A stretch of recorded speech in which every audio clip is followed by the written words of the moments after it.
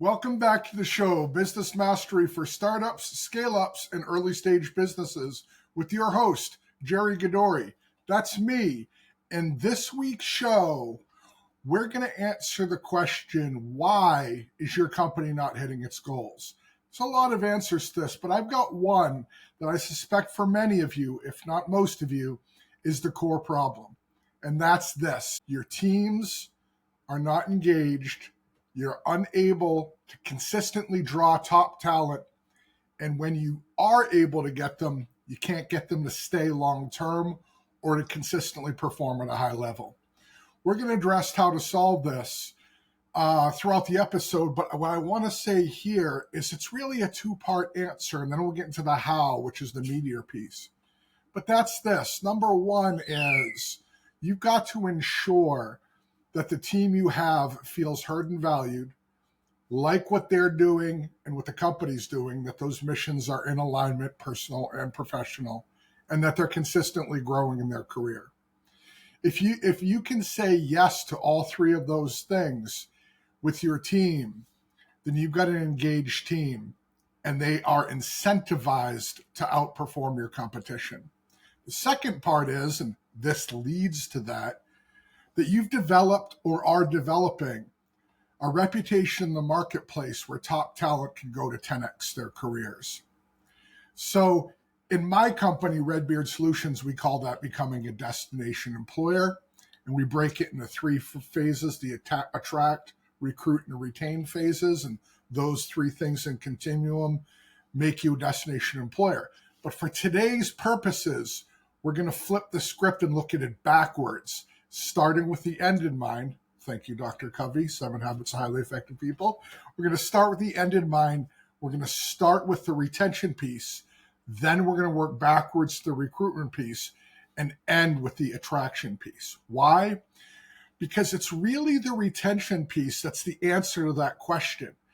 You see, if you're in technology services or any kind of service company, your secret sauce, as I'm sure you already know, are your people. There is nothing beyond that. Getting the best out of your people consistently is what will make you special. And the only way to do that is to create what I call a consultant first or employee first company, the type of place where your team knows that you value their outcomes. Again, I alluded to that at the beginning when I talked about engaged teams. But here at Destination Employer, we teach the EFG leadership framework: engage, fulfill, grow. And this is why we have to start at the end and work in reverse to explain this and how you accomplish it. So if you're just starting out and building your company culture, take good notes, because if you do this from the beginning, it's easier. If you're an already existing company and you're looking to make changes, then let me say before we get into it, there's a couple things to understand about change management. Number one, give it time. Nobody breaks habits, they replace habits. And you've got to stick with this until this new habit becomes the old habit. It becomes the way that things are done. Then you'll know that it's settled in. The second thing is communication.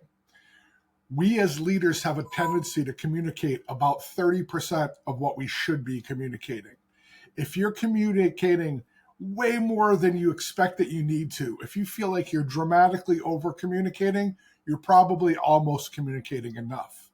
Remember, anytime that we ask our teams to change, we touch a little nerve of fear in them.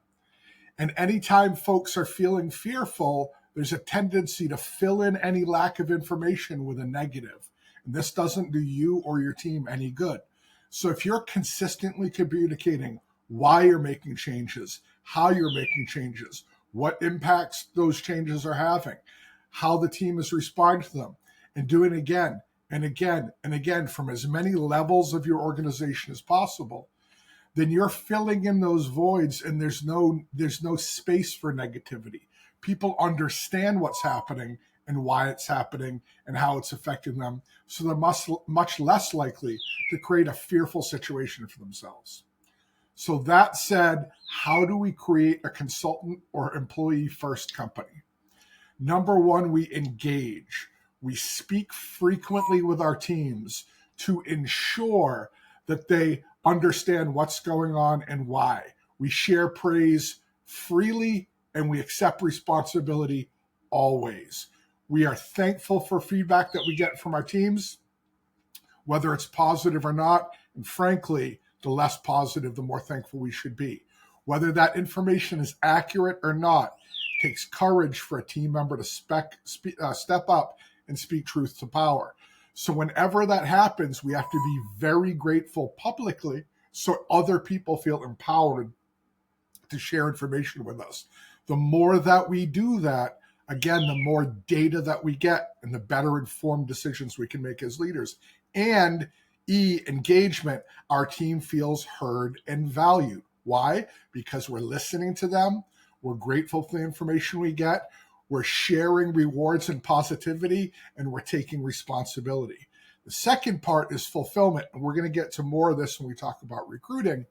But it's important that an individual's personal goals, values, and mission align with the role that they're getting in your organization and your organization's overall mission and values and ethics. If these things don't align, there's going to be conflict, and that conflict will almost always rob you at best of that person's top line of ultimate performance, at worst of their employment period. Whenever there's a misalignment, problems arise. And then the final piece is growth. I work predominantly in technology and intelligence.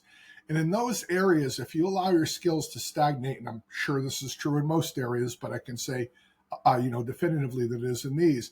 If you allow your skills to stagnate, you damage your ability as an employee to provide for yourself and your family. So for technologists, if they feel that they're starting to stagnate, they need to leave. They need to grow. They need to move on if you can't give them that growth. So the third tier of our leadership framework is growth. We want to ensure that our folks are growing consistently and they have a path to continued growth, ideally inside of our organization. Now, speaking of the very end, in any healthy organization, someone is going to move on when one of these three framework pillars is broken.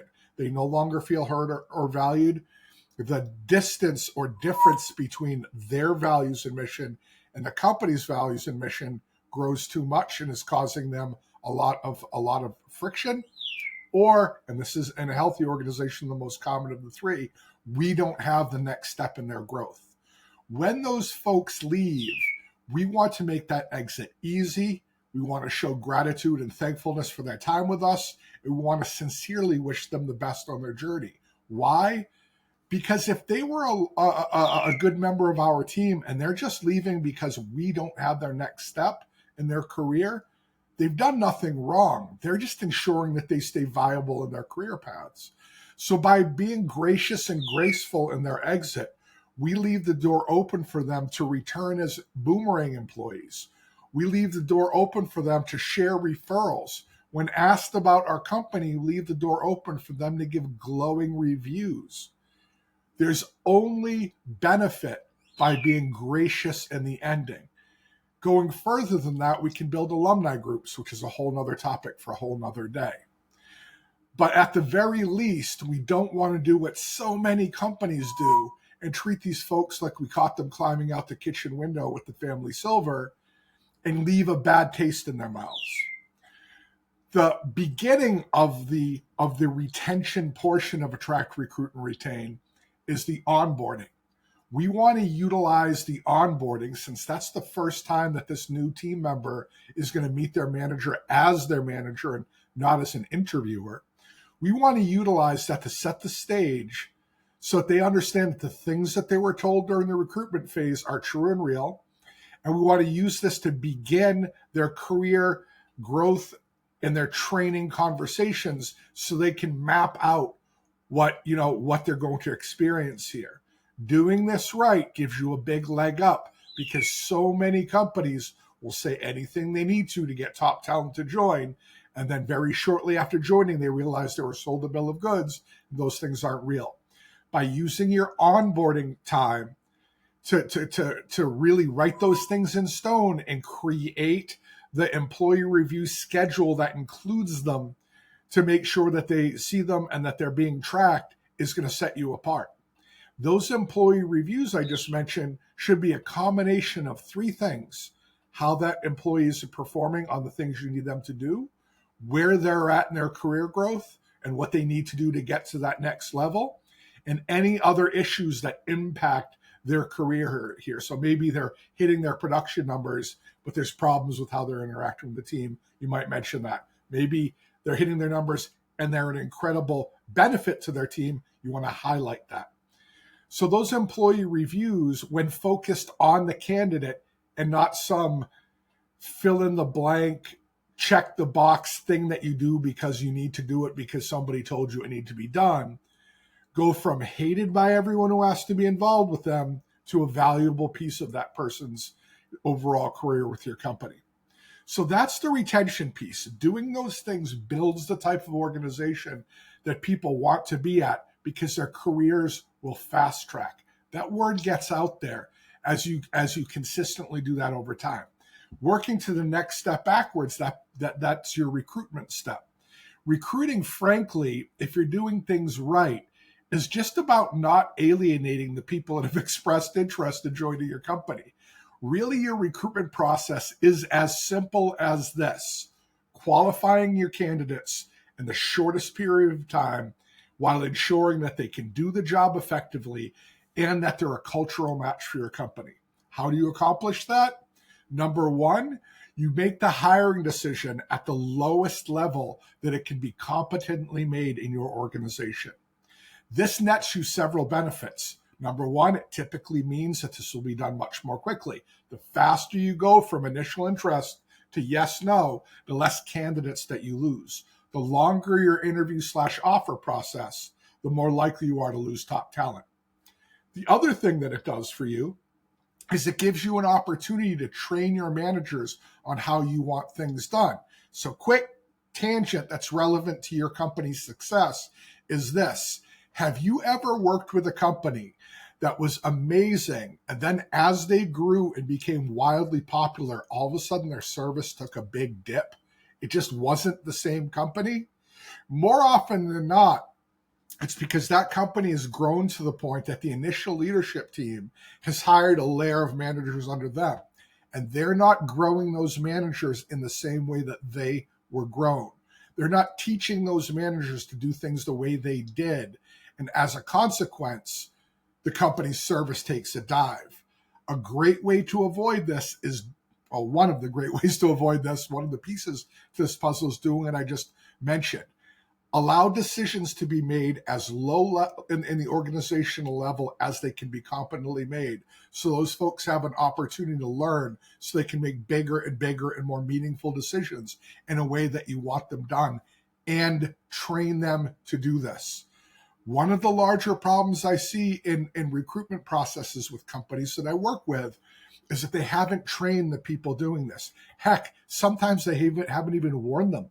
I can't tell you how many times either I've personally interviewed or one of my candidates has interviewed with a company, and they've tapped somebody on the shoulder and said, go interview that person. We're thinking of hiring them. And that's all the notice that person had. Heck, more often than not, they've never interviewed before. So again, make sure the people in this process have the training necessary, the time necessary to do it, and the authority to make decisions. Final note on the recruiting piece is that recruiters are typically underutilized in organizations. Recruiters and your recruitment staff spend all day or whatever percentage of their day that they're recruiting out in the employee marketplace and have an enormous amount of market intelligence that you can utilize. You should be including them in your planning events, both so they know what to expect and so that they can share what they've seen in the markets to ensure that you're making good decisions. So that's recruitment. And the theme here, if the theme in retention was we want to grow people 10 times faster than anybody else and ensure that their personal values and goals align with ours, the theme in recruitment is the faster that we can fully qualify, make sure we have cultural matches, and make sure that we're making the right decision. The faster we can do that, from first outreach to yes, no, the more candidates that we land, okay? The final piece working in reverse is attraction. Now, this is really the biggest reason why I did this backwards today. Your attraction is this. It's your employer brand. And you want to plant that flag, that employer brand, in the place where your candidates are most likely to be. One of them is probably LinkedIn, unless you're in the trades. And then while there are folks in the trades on LinkedIn, it's not the most common place. But wherever it is that you plant that flag, and that answer should be given by interviewing your team and knowing where they are and where they congregate, where they get information. Wherever you're going to plant that flag, you need to ensure that your real and true company culture is represented in that employer brand. People go where they see themselves. And if your employer brand is some pie in the sky, marketing made fiction of something you'd love to be someday versus what they're going to experience when they join your organization, you're going to have a lot of bounce outs. So you want to make sure it accurately reflects what it's like to work with your company. Second, as I alluded to a moment ago, you want to make sure that that brand is where your candidates congregate. It's like fishing in a desert if you're looking on LinkedIn for plumbers. You've got to be where those people are, okay? And important note here, your employer brand as it relates to social media are the social media accounts from the company, it's LinkedIn company page, and all the major players who are active on that platform. So if you've got one rogue manager out there making crazy posts, 3/4 of their stuff is political content or other divisive topics, the message that sends to the market is that working at that company means being in a place where this is normal. Okay. And if that is normal, then hey, congratulations. That's you accurately reflecting your culture. But be mindful of that. Again, I'm not suggesting that you in some Orwellian 1984-esque move take everybody's social media and make it a covert company page. Couldn't get that out. A covert company page. What I'm saying is that you make sure that your leaders understand that they're a reflection of the company. The things they say impact how the company is viewed. Also note, it's common for candidates to figure out who it is that they believe they're gonna work for and look them up online to get a feel for the person they're going to be working with. So it's helpful to have all of your leaders active if they're so inclined. They don't have to post every 15 minutes, but they do have to make sure that they're at least occasionally posting things relevant to people that they would want on their teams. Remember, any social media network, the algorithms, they support consistency. The candidates care about what's important to them. So when you're creating content to draw top candidates to you, you need to make content that's relevant to them. That's not a bunch of marketing info about your company. That's things that are happening in your company, things that people on your teams are accomplishing, what it's like to work with your company and be on your teams. That's type of stuff. The technologies that you work with if you're in tech, whatever it is that's relevant to the top talent you're looking for. So if being a destination employer is the ability to consistently attract, recruit, and retain top talent, then what we just covered in reverse is that topic. And I'm here to tell you folks, more than 25 years of doing this, having been on the founding team, built and sold a $250 million company, I can say with authority, your people are your secret sauce. And the way that you grow a company that is second to none is to attract the best people and incentivize them to stay and to perform at a high level. That's the way the game is won. It's not complicated to conceive of. It's not complicated to do, but it can be difficult if you don't start off the right way. So that's what I wanted to talk about today, folks. How is it that you ensure that your company consistently hits its goals by engaging with your teams and ensuring that you've got the best talent that the market can create for you? That's all we're going to talk about today. As always, if you like what we talked about, please like and share. We are over 6,000 subscribers now, so I'm super excited about that. And I'd love to see us break 10 by the end of the year, that would be amazing. But between now and next week, and as always, continue being awesome. And I look forward to talking to you later.